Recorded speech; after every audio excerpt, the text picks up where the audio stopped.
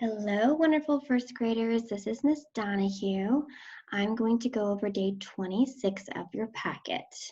This is a reminder that office hours are from 9:15 to 10:15 in the morning, and then again at 1:15 to 2:15 in the afternoon.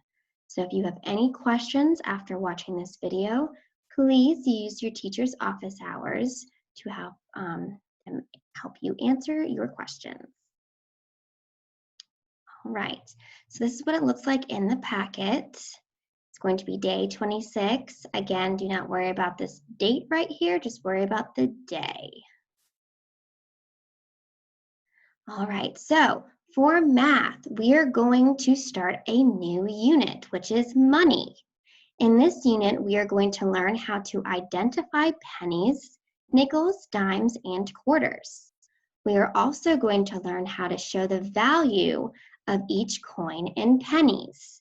So for example, this is a nickel. So a nickel is worth 5 cents. So that equals 5 pennies. So this is kind of just an example of how we are going to identify a coin and then also how many pennies equal that coin. Here's just a little fun, catchy song that will help you with your process of identifying and learning the coins. So I'm just going to do a quick read of it. Penny, penny, easily spent, copper, brown, and worth 1 cent. Nickel, nickel, thick and fat, you're worth 5 cents. I know that. Dime, dime, little and thin, I remember you're worth 10. Quarter, quarter, big and bold, you're worth 25, I'm told. So if you want to maybe write this down and then practice singing it throughout the day to help you remember each of these coins that we're going to learn. So in that packet, there is an optional video that goes over the coins. And then if you do watch this video, see if you can write down some things, at least 3 things in your math journal about what you learned about coins. All right, so all of your activities for math today are going to be in your math journal. The first activity here, you're going to draw and label pictures of a penny, nickel, dime, and quarter in your math journal or on any piece of paper. You are to color each coin and then write the value of a penny, nickel, dime, and quarter beneath each coin. So what I have here is kind of an example of what you could put in on your paper or in your journal. And so I made this into a tree map to help me. So I've got my title, which is identifying coins, and then I've got each coin laid out. So this is the name of the coin, so penny, and then I have my picture. I have the front of the penny, and then I also have the back of the penny. And then below that, I have how much a penny is worth, so 1 cent. So just like we dollar signs, this is the cent sign. So it's like a C, the line down the middle. So then I have a nickel, front and back, and that's worth 5 cents. I have a dime, front and back, and that's worth 10 cents. And then I have a quarter, front and back, and that's worth 25 cents. So you can make your sheet on your paper look like this and create a tree map. You can do whatever you would like. This is just a great way to organize our thinking, but this is what the activity is asking you to do. So try your best with the drawings and make sure that you do use color. All right, so after you have completed the first activity, the second activity says, what is the value of a nickel in pennies? So we know that a nickel is worth 5 cents. So in your journal, it wants you to write this sentence right here. A nickel is equal to the value of blank pennies. How do you know? Explain in your math journal or on paper. So this is the first time that we've ever done an activity like this, since this is our first day with money. So I have an example of what you could put inside of your journal as well. A nickel is equal to the value of 5 pennies. I know because a nickel is worth 5 cents and a penny is worth 1 cent. And then I have here an example of a drawing that you could even do inside of your notebook. So I've got the front and back of a nickel, the equal sign, and then I've got 5 pennies here, showing how I know that a nickel is equal to the value of 5 pennies. So I kind of already did this activity for you, but it's just since this is the first time that we're doing this, you guys can take this, what I have here, and put it into your notebook so that you can look back at it later on, because you are going to do the same activity every day, but with different coins. All right, so now moving on to reading. Here is the optional video for this day, and it will also be linked in to the YouTube video. So you're first going to listen to the article, What's Best? The debate about pale male's nest, and that's on page 13. So after you've listened to the article again, you're going to think and talk about the opinion of the people who live in the apartment building and why they think the nest should be taken down. So this day, we are now looking closely at the opinion of the people in the building and thinking about why they think the nest should be taken down. So after you've thought about it and you've talked about it with someone at your house, then we want you to write about it. So you're going to write the information you would include in each part of a paragraph about the opinion of those living in the apartment building. So this is what the note catcher looks like in your packet. And this is very similar to what you did yesterday on day 25, except for now we're looking at the other opinion. So yesterday you guys used the note catcher and filled in the opinion of the bird watchers. Today we're going to fill in the opinion of the people living in the apartment building. So your day 24 sheet, where you listed the reasons for why the nest should be taken down using the article, you need to use this again, because this is going to help you fill in your note catcher.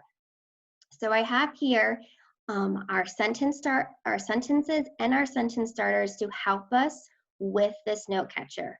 So an introduction is going to be the start of our paragraph, and this introduces the topic or what we'll be writing about. So for this one, we're writing about the opinion of people living in the apartment. So this is what you would say. People have different opinions about what to do with pale male's nests. So that's getting our reader thinking about what this is going to be about. Now, after you've written the introduction, then you're going to write the opinion statement. And this tells the reader your, in this case, the opinion from the article and what they think.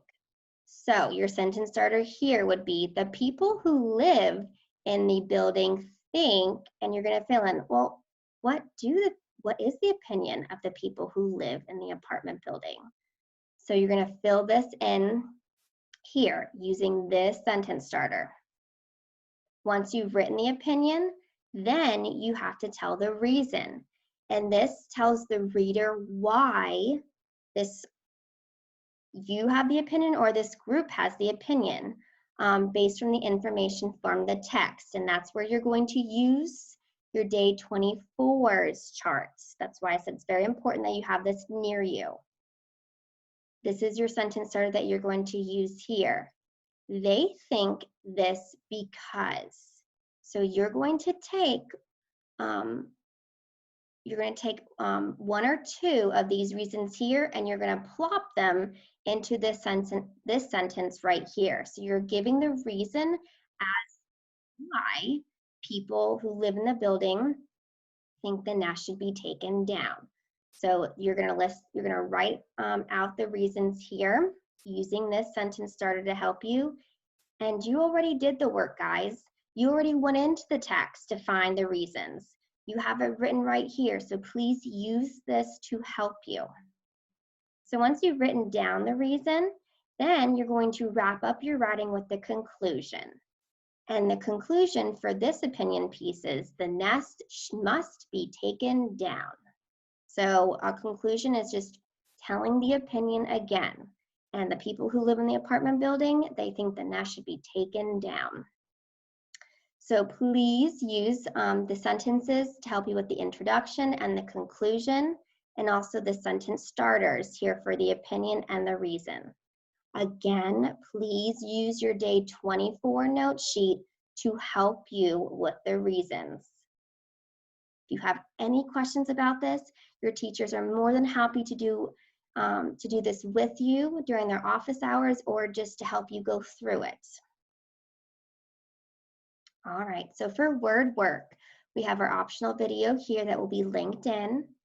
Once you have watched the video, you are going to do this activity. It's called Red and Blue Words.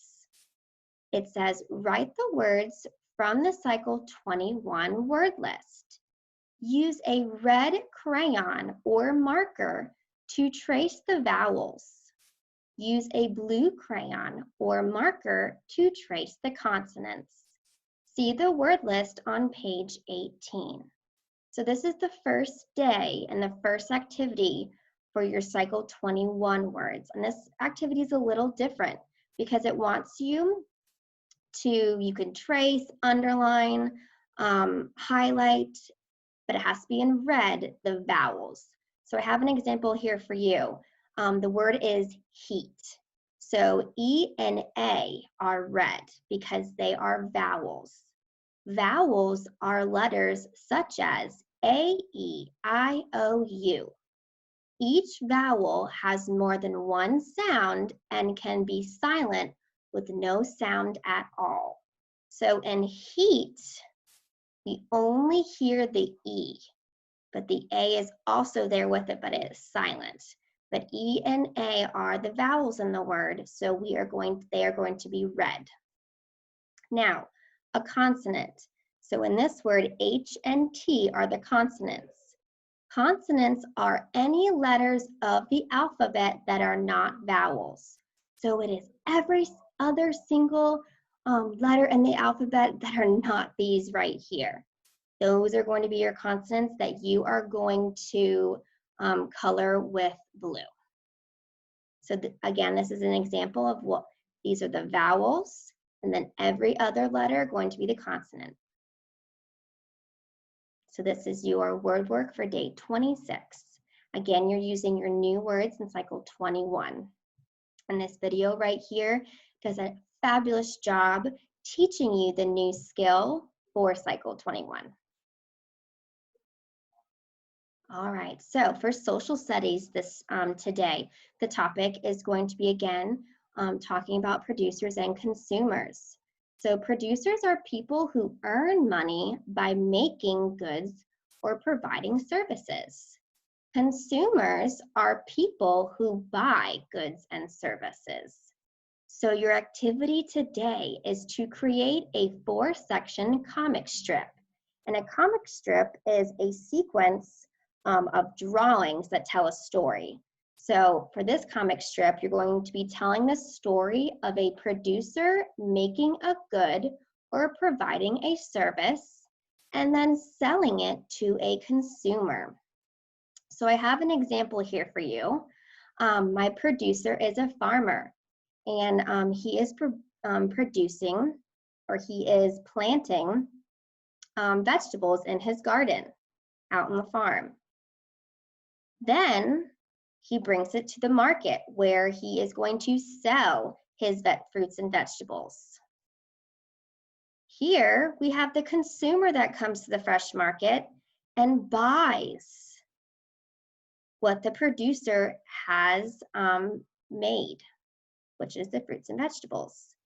Then we have here at the end the consumer eating the fruits and vegetables that were bought from the fresh market. So again, a comic strip is a sequence of drawings. So as you can tell, I don't have any words here, but my drawings do go in order.